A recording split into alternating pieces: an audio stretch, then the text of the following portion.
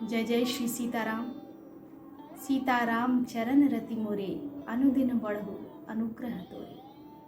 Hershey मुनि सब सुनि बर बानी, दीन असीस सबहि सुख मानी। रंग भूमि आए दो भाई, अस सुधि सब पुरबासिन पाई। जय जय श्री सीताराम। जय श्री गोस्वामी तुलसीदास जी की, जय श्री रामचरितमानस की, जय सीता मैया की, जय प्रभु श्री राम जी की, जय राम दरबार की, जय समस्त देवी देवताओं की। श्री रामचरितमानस की सुंदर चौपाइयों की श्रृंखला कड़ियाँ आगे बढ़ रही हैं। हम सभी इसका श्रवण लाभ ले रहे हैं। भगवान की हम सब पर कृपा सदा बनी रहे। इसी प्रकार हम सभी श्री रामचरितमानस की संपूर्ण चौपाइयों का श्रवण लाभ ले सकें, अर्थों को समझ सकें, अपने जीवन में उतारने का प्रयास कर सकें। मास पारायण 8वां विश्राम यहाँ से आरंभ होता है। सिय स्वयं बरु देखिय जाई, ईसु कहाय काहि धों देई बड़ाई। लखन कहा जस भाजनु सोई, नाथ कृपा तब जा पर होई। चलकर सीता जी के स्वयंवर को देखना चाहिए। देखें ईश्वर किसको बड़ाई देता है, कौन विजयी होता है, क्या क्या वहां पर देखने को मिलता है। ऐसी उत्कंठा लिए लक्ष्मण जी के मन में बहुत सारे प्रश्न आ रहे थे। लक्ष्मण जी ने कहा, हे नाथ, जिस पर आपकी कृपा होगी वही बड़ाई का पात्र होगा, धनुष तोड़ने का श्रेय उसी को प्राप्त होगा। हर्षे मुनि सब सुनि बर बानी, दीन्हि असीस सबहि सुख मानी। पुनि मुनि वृंद समेत कृपाला, देखन चले धनुष मख साला। दोनों भाई रंगभूमि में आए। ऐसी खबर जब सब नगरवासियों ने पाई, तब बालक जवान बूढ़े स्त्री पुरुष सभी घर और कामकाज को भुलाकर चल दिए।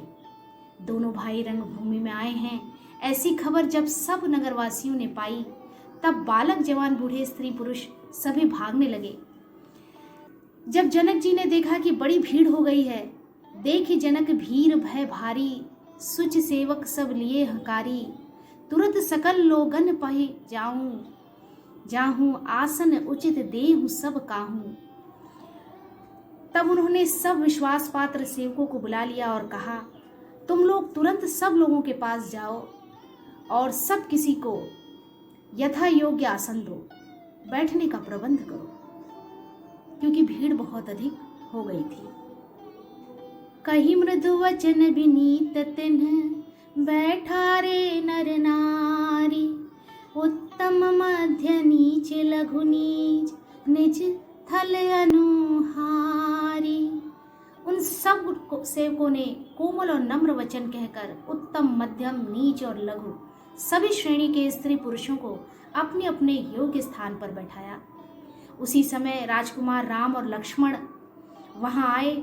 वे ऐसे सुंदर हैं मानो साक्षात मनोहरता ही उनके शरीरों पर छा रही हो।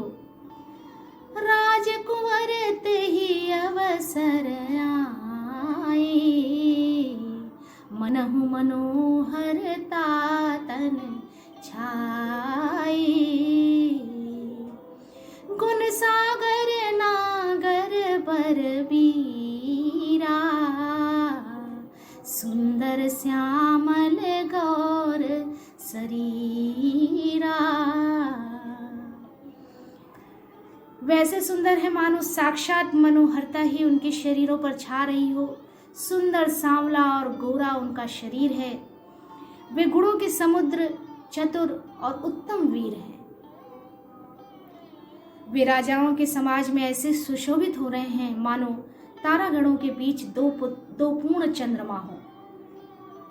राज समाज विराजत रूरे, उड़गन महुजन जुग विधु पूरे। जिनकर रही भावना जैसी, प्रभु मूरत देखी तिन तैसी।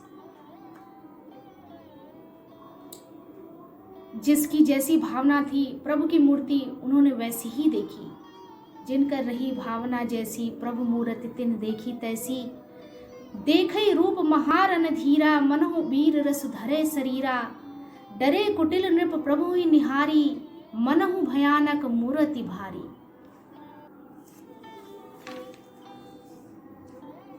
महान शूरवीर राजा लोग श्री रामचंद्र जी के रूप को देख रहे हैं, मानो स्वयं वीर रस शरीर धारण किए हुए हो। वीर रस पूरी तरह से ओतप्रोत था, भगवान के शरीर से परिलक्षित हो रहा था। कुटिल राजा प्रभु को देखकर डर गए, मानो बड़ी भयानक मूर्ति हो। छल से जो राक्षस वहां राजाओं के वेश में बैठे थे, रहे असुर छल छोने बेशा। तिन प्रभु प्रगट काल सम देखा। उन्होंने प्रभु को प्रत्यक्ष काल के समान देखा। नगर निवासियों ने दोनों भाइयों को मनुष्य के भूषण रूप और नेत्रों को सुख देने वाले देखा। जिसकी रही भावना जैसी, प्रभु मूरत देखी तिन तैसी। स्त्रियां हृदय में हर्षित होकर अपनी अपनी रुचि के अनुसार उन्हें देख रही हैं, मानो श्रृंगार रस ही परम अनुपम मूर्ति धारण किए सुशोभित हो रहा हो। विदूषण प्रभु विराट मय दीसा, बहुमुख कर पगलोचन सीसा। जनक जाति अवलोकहि कैसे, सजन सगे प्रिय लागहि जैसे। विद्वानों को प्रभु विराट रूप में दिखाई दिए, जिसके बहुत से मुंह, हाथ, पैर, नेत्र और सिर हैं। जनक जी के सजातीय कुटुंबी प्रभु को किस तरह कैसे प्रिय रूप में देख रहे हैं, जैसे सगे सजन संबंधी प्रिय लगते हैं। इतनी भावुकता से और इतने कोमलता से, सहजता से और प्रेम पूर्वक देख रहे हैं। जनक सोहित विदेह बिलोकहि रानी, शिशु सम प्रीत न जाति बखानी। जोगिन परम तत्वमय भाषा, शांत शुद्ध सम सहज प्रकाशा। जनक समेत रानियां उन्हें अपने बच्चों के समान देख रही हैं। उनकी प्रीति का वर्णन नहीं किया जा सकता। योगियों को वे शांत, शुद्ध, सम और स्वतः प्रकाश परम तत्व के रूप में दिखे। हरि भक्तों ने दोनों भाइयों को सब सुखों को देने वाले इष्ट देव के समान देखा।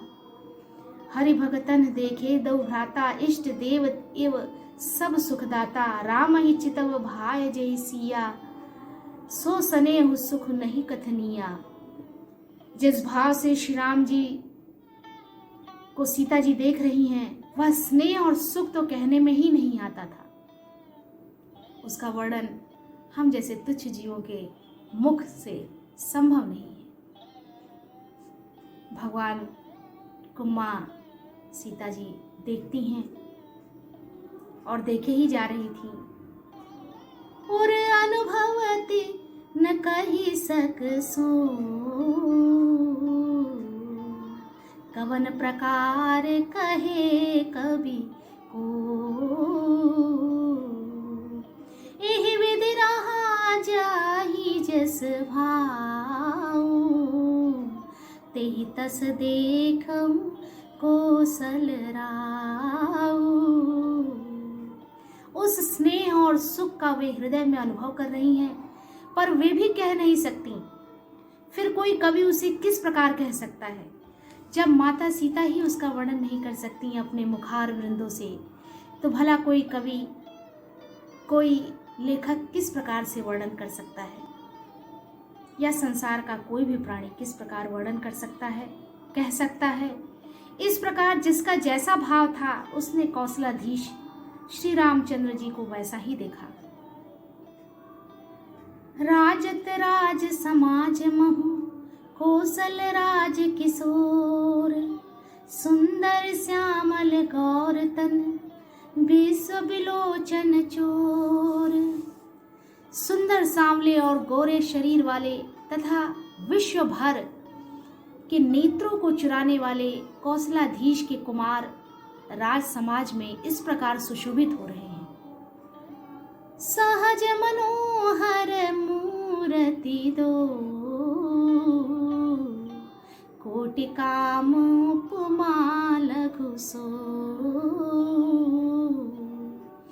शरद चंद निंदक मुख नीके, नीरज नयन भावते जी के। दोनों मूर्तियां स्वभाव से ही बिना किसी बनाव श्रृंगार के मन को हरने वाली हैं। करोड़ों कामदेवों की उपमा भी उनके लिए तुच्छ है। उनके सुंदर मुख शरद पूर्णिमा के चंद्रमा की भी कामदेवों की उपमा के लिए तुच्छ हैं। निंदा करने वाले हैं, उसे नीचा दिखाने वाले हैं, और कमल के समान नेत्र मन को बहुत ही भाते हैं। सुंदर चितवन सारे संसार के मन को हरने वाले, कामदेव के भी मन को हरने वाले हैं। वह हृदय को बहुत ही प्यारी लगती है, पर उसका वर्णन नहीं किया जा सकता। सुंदर गाल है, कानों में चंचल झूमते हुए कुंडल हैं, ठूंडी और अधर ओठ सुंदर हैं, कोमल वाणी है। चितवन चारु मार मनोहरनी,